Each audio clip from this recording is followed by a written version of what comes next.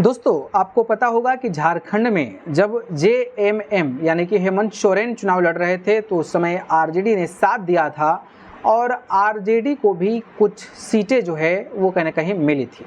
अब इस कड़ी में आरजेडी की एहसान चुकाने की बारी है। बिहार चुनाव में हेमंत सोरेन की जेएमएम ने मांग ली है इतनी सीटें। तो क्या है पूरी जानकारी, चलिए हम आपको सिलसिलेवार तरीके से बताते हैं। नमस्कार, मेरा नाम पिंटू सिंह यादव है और आप सभी का न्यूज़ लाइव में स्वागत करते हैं।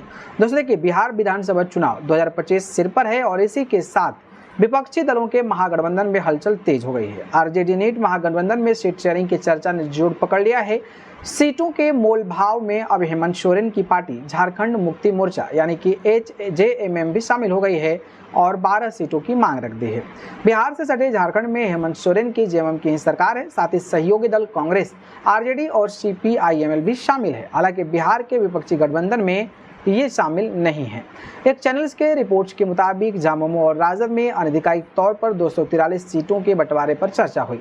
हालांकि दोनों दलों के बीच इस बारे में अभी तक आधिकारिक बैठक नहीं हुई है।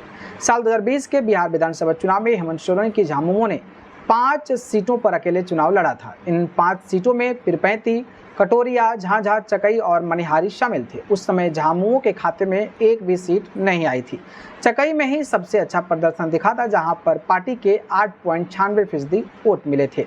अब दबाव बनाने के लिए जेएमएम ने आरजेडी को झारखंड विधानसभा की याद दिलाई है, जिसमें हेमंत सोरेन ने राजद को 6 सीटें और एक मंत्री पद किया था। 81 विधानसभा सीटों वाले झारखंड में जेएमएम को 34 सीटें, कांग्रेस को 16 और आरजेडी को 4 सीटें मिली थी। इसके अलावा सीपीआईएमएल ने 2 सीटों पर कब्जा जमाया था। अब हेमंत सोरेन के एक सीनियर नेता ने बड़ा बयान देते हुए कहा कि राजद के एहसान चुकाने का समय आ चुका है और हमें पूरी उम्मीद है कि राजद गठबंधन में झामुमो को शामिल करेगी और एक सम्मानजनक संख्या में सीटें भी देगी। झामुमो के बिहार सचिव ने एक चैनल के बातचीत में बताया कि पार्टी के आरजेडी को 12 मजबूत सीटों की लिस्ट दी है, जिसमें तारापुर, बेलहर, कटोरिया, चकई, झाझा आदि शामिल हैं। बाकी जिस तरीके से अब जेएमएम दबाव बना रहा है उस पर आपकी राय क्या है, कमेंट करके बताइएगा। धन्यवाद।